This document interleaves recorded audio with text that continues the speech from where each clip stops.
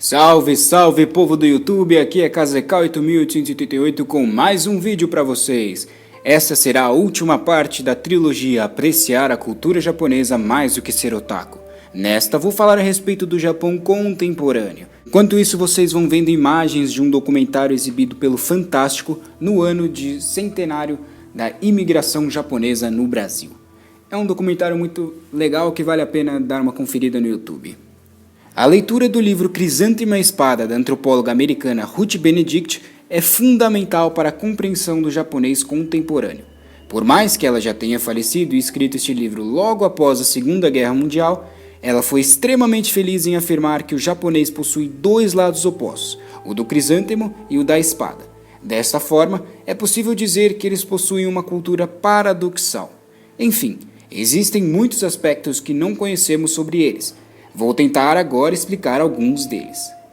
De coadjuvante a protagonista.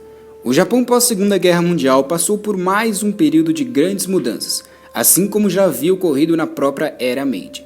Novamente os americanos ocupam o país, mas dessa vez com o intuito de auxiliar em sua reconstrução, haja vista seus interesses econômicos. Os japoneses juraram que nunca mais se envolveriam em guerras e foram forçados a renunciar ao militarismo que marcou a primeira metade do século XX. O imperador deixou de ser um símbolo divino, foi criada uma constituição democrática e os investimentos que eram destinados às armas passaram a ser utilizados para financiamento do desenvolvimento tecnológico e educacional. O contexto político, econômico e social novamente sofria profundas alterações. Evidentemente, novas influências norte-americanas marcaram as mudanças nas concepções, pensamento e visual dos nipônicos. As novas características entram em contraste com as milenares. Além de agora, um país que sofreu nos 2 séculos anteriores incontáveis influências externas na condição de potência mundial, passa a influenciar diversas culturas do globo. Este é o Japão contemporâneo. Uma das principais estratégias americanas era fazer com que seus variados produtos fossem consumidos. O capitalismo já era uma realidade no país ocupado e, portanto, não foi uma tarefa difícil a monopolização. A humilhação da derrota na guerra ia se diluindo à medida que o país se desenvolvia. Aliás, esta evolução só ocorria de maneira tão rápida devido a certos comportamentos, tais como a disciplina e organização. Sem dúvida, os principais responsáveis pelo milagre foram os próprios japoneses. Encantados com os produtos americanos, antes proibidos por serem símbolos do inimigo, os japoneses passaram a produzir e exportar, o que deu origem ao pop regional. A autora do livro J-Pop, O Poder da Cultura Pop Japonesa, explica bem como esse processo ocorreu.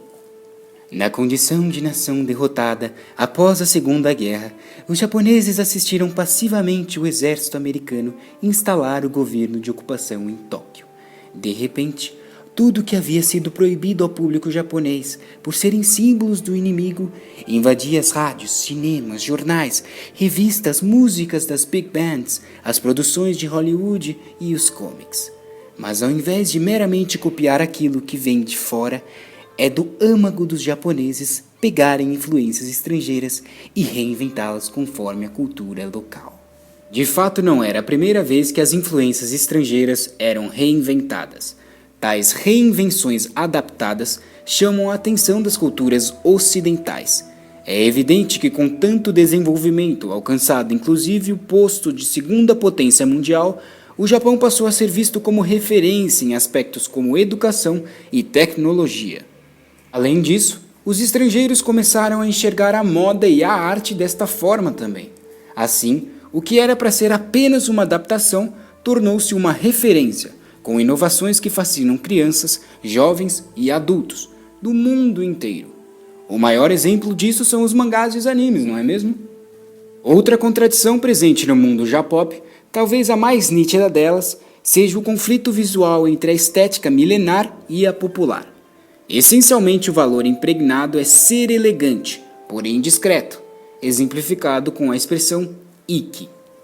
Todavia, os visuais de boa parte dos jovens hoje são extravagantes e chamam muita atenção. Existem diferentes tribos urbanas, cada uma com seu próprio estilo. Dentre as que mais se destacam visualmente são os Kei, um movimento de rock dos anos 90 que apelam para roupas exageradas que se assemelham aos dos personagens de videogames e mangás. Também os próprios cosplayers e otakus, e, por fim, os ghouls, que talvez seja a tribo mais diferenciada e rebelde de todo o Japão. Além de camisetas justas, correntes chamativas, calças jeans caindo e sapatos pontudos, os ghouls que surgiram neste século possuem uma filosofia revolucionária. Procuram em suas atitudes contestar o sistema atual e o conservadorismo. Não se preocupam com os estudos de questões do futuro, sendo muito criticados pelos velhos. Ainda com o foco nos contrastes visuais, porém desta vez na paisagem, os cidadãos de cidades industrializadas como Tóquio convivem com enormes prédios, construções tecnológicas, metrôs, trens, outdoors, neons, cores, etc. Exageros de origem ocidental, porém com um toque de Japão moderno. Os mesmos convivem com jardins, arquiteturas de caráter milenar, templos pequenos, grandes, enormes, traços do passado em pleno século XXI. No país do sol nascente, estes contrastes visuais alarmantes são comuns em algumas metrópoles, a que se deve à religiosidade e, novamente, ao conservadorismo. As religiões moldaram muito o caráter dessa cultura japonesa, mas atualmente entram em conflito com as características que estão presentes na atual sociedade do consumo. É outra consequência da existência do lado pop e milenar. O pop surgiu com o capitalismo e representa figurativamente esse sistema. Um ritmo just in time é paradoxal em comparação à calma e paciência do zen milenar. O japonês não aceita um minuto de atraso. Acreditam que se uma pessoa não é capaz de cumprir uma obrigação pequena como o horário, não seria capaz de cumprir com outras maiores. O Kakashi é uma exceção a esta regra. Além dessa questão, os japoneses de fato tornaram-se extremamente consumistas, e é evidente que para a compra existir, se deve produzir. Infelizmente, técnicas ninjas não fazem tais produtos desejados, e o processo então tem que seguir os padrões mundiais, desmatar, poluir, tudo em largas escalas, prejudicando a natureza. Natureza que, segundo as práticas shintoístas, é sagrada. Não bastasse o trauma de Hiroshima, a principal fonte de energia do país é nuclear. Mesmo assim, a preocupação com o meio ambiente é diferenciada. A começar com a estrutura ferroviária. No Japão, é possível ir praticamente para qualquer região do país de trem ou metrô, o que de fato polui bem menos do que carros. Os papéis higiênicos se dissolvem facilmente na água. Os produtos de limpeza e higiene são biodegradáveis. Os lixos devem ser rigorosamente separados para reciclagem e as águas são sempre tratadas antes de serem jogadas ao mar. Inclusive a Baía de Tóquio já foi como o rio Tietê, sendo que hoje habitam até peixes devido a um caro processo de tratamento. Também há de se lembrar que a maior conferência mundial visando a diminuição da emissão de gases para diminuir o efeito estufa e o aquecimento global ocorre em Kyoto, com o Protocolo de Kyoto. No budismo busca-se a elevação espiritual, com o desapego material. Ou seja, como ser budista e consumista? É irônico também como o próprio espiritualismo acaba incentivando, entre aspas, o consumo, uma vez que se acredita que os produtos de segunda mão possuem a alma do antigo dono, e supersticiosos como são, o melhor a se fazer é realmente comprar algo novo. Insolentes e corteses foi mais uma característica levantada por Ruth Benedict. De fato, o nacionalismo e os ideais honrosos contribuíram para a insolência, entre aspas, ser uma verdade. Em contraste com esta, a cortesia é algo mais que perceptível. A realidade é que, dependendo da situação do indivíduo, um dos aspectos ficará nítido. Por exemplo, se for um estrangeiro que disputará o mercado de trabalho sem uma posição alta na hierarquia empresarial, a possibilidade deste ser tratado de maneira negativamente diferente será alta.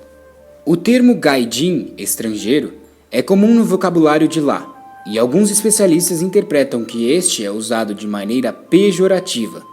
A cortesia é atribuída ao consumidor. Talvez um dos primeiros estranhamentos ao se pisar em solo japonês seja este. É comum os turistas voltarem a seus respectivos países e afirmarem que foram tratados como reis. Eu sou um grande exemplo disso.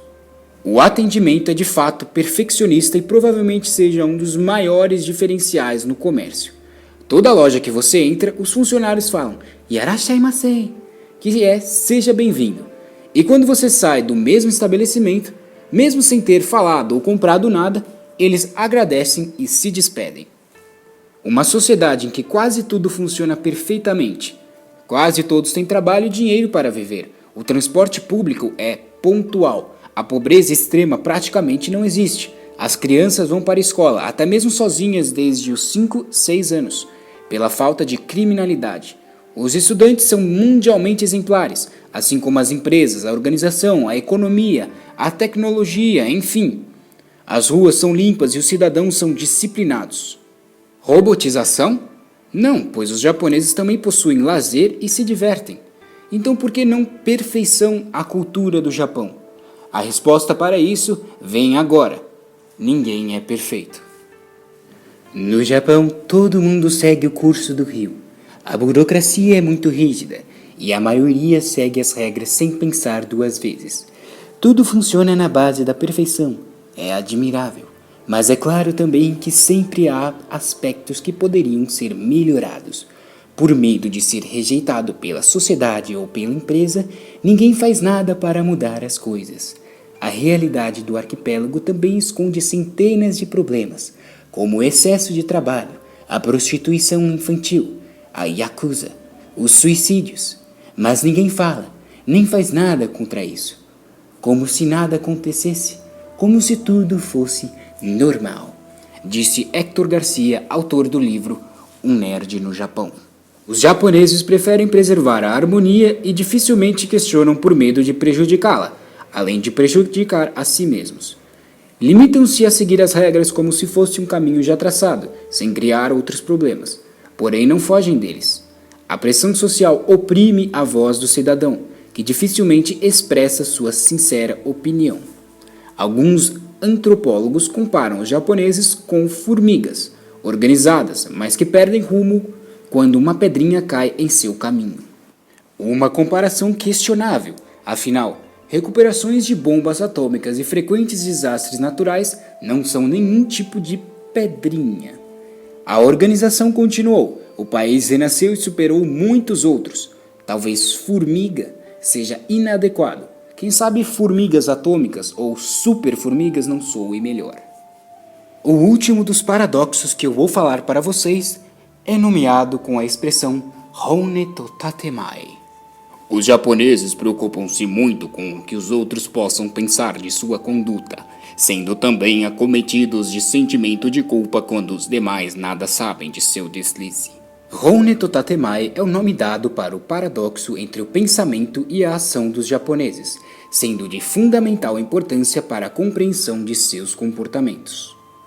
O termo Honne designa as vontades, opiniões, desejos e pensamentos verdadeiros de cada indivíduo, enquanto Tatemai é interpretado como uma adaptação dos valores pessoais para cumprir regras e etiquetas sociais pré-estabelecidas, evitando assim possíveis conflitos. Porém, muitas vezes aquilo que é feito ou falado nem sempre é desejado ou pensado, o que faz pessoas menos informadas interpretarem os japoneses como falsos ou hipócritas. Mas afinal, isso seria mesmo verdade? Portanto, haveria outro paradoxo nessa cultura com relação à ética? Não, nada disso. Na realidade, esse tipo de situação ocorre em todas as culturas. Por exemplo, ir à festa de alguém desconhecido. Deve-se ao menos cumprimentar o aniversariante e desejar-lhe tudo de bom, feliz aniversário, etc. Uma atitude não necessariamente desejada, porém feita por educação, por etiqueta. Não é hipocrisia nem falsidade, teoricamente aspectos ruins. E ao contrário, no país do sol nascente, a capacidade de saber escolher quando, onde e como se expressar é uma grande virtude. Na visão ocidental, a ocultação da verdade é algo ruim, porém no Japão, o mais importante é manter a harmonia. Desta maneira, torna-se incomum expressar os pensamentos verdadeiros de forma direta, com medo de machucar o sentimento do outro. Por isso é complicado para um estrangeiro entender o jeito japonês de ser. A explicação para a existência desta característica seria a disciplina trazida de herança desde os tempos feudais com os samurais, assim como o respeito hierárquico vindo já das eras imperiais. Estes dois fatores resultaram em uma imensa preocupação dos japoneses em relação a como a sociedade os enxerga e, consequentemente, deram origem a estes dois termos. O hone seria uma maneira de falar mais descontraída, em que você usa com as pessoas que você é mais íntima. Já o tatemai é uma maneira mais formal, utilizado em ambientes de trabalhos ou com pessoas desconhecidas. O uso de eufemismos para expressar suas opiniões é algo essencial neste. O hone to tatemai não é hipocrisia, pois não é algo ruim.